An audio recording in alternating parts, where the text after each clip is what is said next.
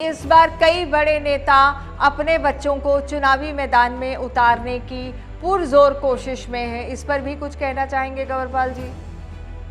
नहीं, मैं नहीं समझता इसमें कोई बुराई है। अगर कोई बच्चा पॉलिटिक्स में है और पॉलिटिक्स में काम कर रहा है, अगर उसको अवसर दे, मैं समझता हूँ ये भी कोई न्याय नहीं है कि हम उसको अवसर इसी वजह से देंगे क्योंकि वो किसी का बेटा है। तो फिर तो हम अच्छा तो फिर दूसरी पार्टी में परिवारवाद का आरोप क्यों लगता रहा?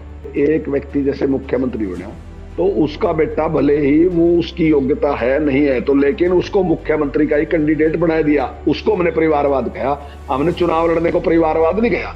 किसी के पास योग्यता नहीं है, आप या मैं योग्यता तय थोड़ी ना करेंगे, ये तो लोग योग्यता तय करेंगे। हाँ। जनता ने भाई तो यानी आज आप ये मान रहे हैं, कि कोई भी नेता का बेटा चुनावी मैदान में आता है तो उससे भाजपा को गुरेज नहीं है, वो परिवारवाद नहीं है, ये आप कह रहे हैं, ये आप मान रहे हैं? नहीं, अगर हम किसी ऐसे आदमी को टिकट देते हैं जो पॉलिटिक्स में नहीं है, लेकिन हम इसलिए उसको टिकट दे रहे क्योंकि वो एक विशेष व्यक्ति का बेटा है, तो मैं उसको मानूंगा परिवारवाद है।